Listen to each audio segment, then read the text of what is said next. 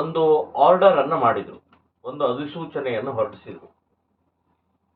22ನೇ ಇಸವಿಯಲ್ಲಿ BJP ಸರ್ಕಾರದ ಅಧಿಸೂಚನೆಯನ್ನು ರದ್ದು ಮಾಡಿ ಹೊಸ ಅಧಿಸೂಚನೆಯ ಪ್ರಕಾರ ಶಾಲಾ ಕಾಲೇಜುಗಳಲ್ಲಿ ಹಿಜಾಬ್ ಹಾಕೊಳ್ಳಬಹುದು ಅನ್ನುವಂಥ ಅಧಿಸೂಚನೆಯನ್ನು ಹೊರಡಿಸಿದರು. ಅದರ ಜೊತೆಗೆ ಜನಿವಾರ, ಶಿವದಾರ, ರುದ್ರಾಕ್ಷಿ ಇದನ್ನು ಹಾಕೋಬಹುದು ಅಂತನ್ನುವಂಥದ್ದು ಹೇಳಿದ್ದಾರೆ.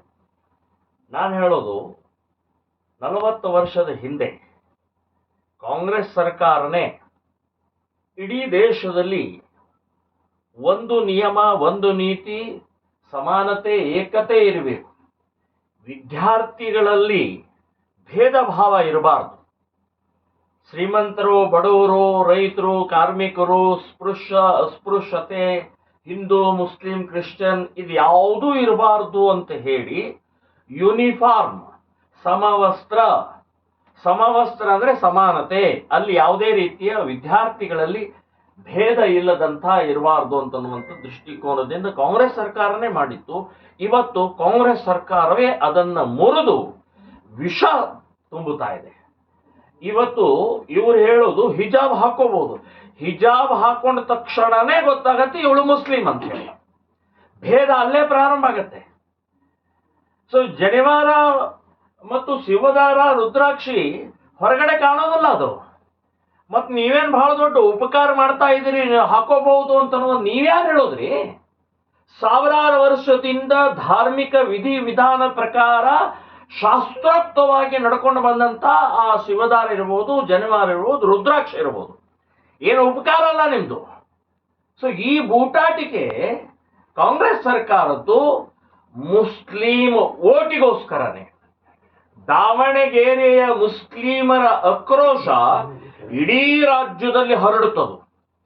ಇಡೀ ರಾಜ್ಯ ತುಂಬೆಲ್ಲ ಮುಸ್ಲಿಮರ ಆಕ್ರೋಶದ ಪರಿಣಾಮದಿಂದ ಇವತ್ತು ಅದನ್ನು ಏನಾದರೂ ತಣ್ಣಗೆ ಮಾಡೋಗೋಸ್ಕರ, ಅದನ್ನು ಪ್ಲೀಸ್ ಮಾಡೋಗೋಸ್ಕರ ಇವತ್ತು ಹಿಜಾಬ್ನ ಒಂದು ತಂದು ಇವತ್ತು ಹಾಕಿದ್ದಾರೆ.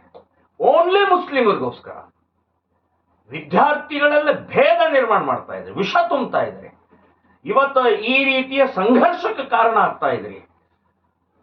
ಕೋಮು ಗಲಭೆಗಳಾಗಬಹುದು. ನಾಳೆ ಜೂನ್ 1ನೇ ತಾರೀಕು ಕಾಲೇಜುಗಳ ಪ್ರಾರಂಭ ಆದಂತಹ ಸಮಯದಲ್ಲಿ ನಾನು ಹೇಳ್ತಾ ಇದ್ದೀನಿ, ಶ್ರೀರಾಮ ಸೇನೆ ಸಂಘಟನೆಯಿಂದ ಎಲ್ಲ ಶಾಲಾ ಕಾಲೇಜುಗಳಿಗೆ ಕೇಸರಿ ಶಾಲನ್ನು ಹಂಚೋರ್ವಿ ನಾವು. ನೀವು ಹಿಜಾಬ್ಗೆ ಅಲೋ ಮಾಡಿದರೆ ಕೇಸರಿ ಶಾಲವು ಕೂಡ ಅಲ್ಲಿ ಒಳಗಡೆ ಅಲೋ ಮಾಡಬೇಕಾಗತ್ತೆ. ಸೊ ಆ ದೃಷ್ಟಿಯಿಂದ ನಾವು ಇಡೀ ರಾಜ್ಯಾದ್ಯಂತ ಎಲ್ಲ ಶಾಲಾ ಕಾಲೇಜುಗಳಿಗೆ ಹಂಚ್ತೀವಿ. ಈ ರೀತಿಯ ವಿದ್ಯಾರ್ಥಿನಿಯರಲ್ಲಿ ಭೇದ ನಿರ್ಮಾಣ ಮಾಡೋದು ಶೋಭೆ ತರುವಂತಹದ್ದು ಅಲ್ಲ ಅಂತನ್ನುವಂಥದ್ದು ಹೇಳ್ತೀನಿ. ಸೊ ಹಿಜಾಬ್ ಇವತ್ತು ಮುಸ್ಲಿಮರ ಬೇಡಿಕೆಯ ಹಿಜಾಬ್ ಆಯಿತು, ನಾಳೆ ಬುರ್ಖಾ ಆಗತ್ತೆ, ಆಮೇಲೆ ಶಾಲಾ ಆವರಣದಲ್ಲಿ ನಮಗೆ ನಮಾಜ್ ಮಾಡಕ್ ಕೊಡಿ ಅಂತ ಹೇಳ್ತಾರೆ. ಹೀಗೆ ಒಂದೊಂದಾಗಿ ಒಳಗಡೆ ಇವತ್ತು ಅತಿಕ್ರಮಣ ಮಾಡುವಂತಹ ಮಾನಸಿಕತೆ ಮುಸ್ಲಿಮರದಿದೆ.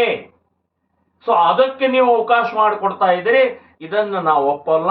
ವಾಪಸ್ ತಗೊಳ್ಳೋವರೆಗೆ ಇದರ ಜೊತೆಗೆ ಇನ್ನೊಂದು ಬಹಳ ಗಂಭೀರವಾದಂಥದ್ದಂದ್ರೆ ಹೈಕೋರ್ಟ್, ಮುಸ್ಲಿಂ ವಿದ್ಯಾರ್ಥಿನಿಯರೇ ಹೈಕೋರ್ಟ್ಗೆ ಹೋಗಿದ್ರು. ಹೈಕೋರ್ಟ್ ಬಹಳ ಸ್ಪಷ್ಟವಾಗಿ ಹೇಳಿದೆ, ಜಜ್ಮೆಂಟ್ ಕೊಟ್ಟಿದೆ. ಏನು? ಕುರಾನ್ನಲ್ಲಿ ಎಲ್ಲೂ ಕೂಡ ಹಿಜಾಬದ ಉಲ್ಲೇಖ ಇಲ್ಲ. ಧಾರ್ಮಿಕ ವಿಧಿ ವಿಧಾನದಲ್ಲಿ ಇದು ಕಡ್ಡಾಯವಾಗಿ ಪಾಲಿಸಬೇಕು ಅಂತ ಅನ್ನೋದು ಎಲ್ಲೂ ಇಲ್ಲ ಇದು. ಹಾಗಾಗಿ ಹೈಕೋರ್ಟ್ ಹೇಳಿದೆ, ನೀವು ಹಿಜಾಬ್ ಹಾಕೋಬಹುದು ಎಲ್ಲಿವರೆಗೆ? ಶಾಲಾ ಆವರಣದವರೆಗೆ. ಶಾಲಾ ಆವರಣದ ಒಳಗಡೆ ಬಂದ ಮೇಲೆ ಹಿಜಾಬ್ ತೆಗೆದು ಶಾಲೆಯ ಏನು ಪದ್ಧತಿ ಇದೆ, ನಿಯಮ ಇದೆ, ಯೂನಿಫಾರ್ಮ್ ಇದೆ, ಅದರ ಪ್ರಕಾರ ಹೋಗ್ಬೋದು ಅಂತನ್ನುವಂಥದ್ದು ಹೈಕೋರ್ಟ್ ಜಜ್ಮೆಂಟ್. ಅದೇ ಮತ್ತು ಮುಸ್ಲಿಂ ವಿದ್ಯಾರ್ಥಿನಿಯರು ಸುಪ್ರೀಂ ಕೋರ್ಟ್ಗೆ ಹೋಗಿದ್ದಾರೆ. ಸುಪ್ರೀಂ ಕೋರ್ಟ್ ಜಡ್ಜ್ಮೆಂಟ್ ಇನ್ನೂ ಆಗಿಲ್ಲ. ಸೊ ಕಂಟೆಂಪ್ಟ್ ಆಗುತ್ತೆ. ನೀವು ಹೇಗೆ ಇದನ್ನು ಜಾರಿಗೆ ತಂದ್ರಿ? ಇದನ್ನೇ ಹೇಗೆ ಮಾಡಿದ್ರಿ? ಸೊ ಆ ದೃಷ್ಟಿಯಿಂದ ನಾವು ಬೆಂಗಳೂರಿನಲ್ಲೇ ವಕೀಲರ ಜೊತೆಗೆ ಸಂವಾದ ಮಾಡಿ ಚರ್ಚೆ ಮಾಡಿ ಒಂದು PIL ಕೂಡ ಹಾಕುವಂಥ ನಿರ್ಧಾರವನ್ನು ಮಾಡಿದ್ದೀವಿ. ಅದಲ್ಲದೆ ಜೂನ್ 1ನೇ ತಾರೀಕು ಇಡೀ ರಾಜ್ಯಾದ್ಯಂತ ಎಲ್ಲ ಶಾಲಾ ಕಾಲೇಜುಗಳಿಗೆ ಕೇಸರಿ ಶಾಲನ್ನು ಹಂಚುವಂತ ನಿರ್ಧಾರ ಮಾಡಿದ್ದೀವಿ. ಇದು if you like this video ಬೇಗ ಲೈಕ್ ಮಾಡಿ, ಕಾಮೆಂಟ್ ಮಾಡಿ, ಶೇರ್ ಮಾಡಿ ಹಾಗೂ ಯೋಯೋ ಟಿವಿ ಕನ್ನಡವನ್ನು ಸಬ್ಸ್ಕ್ರೈಬ್ ಮಾಡಿ.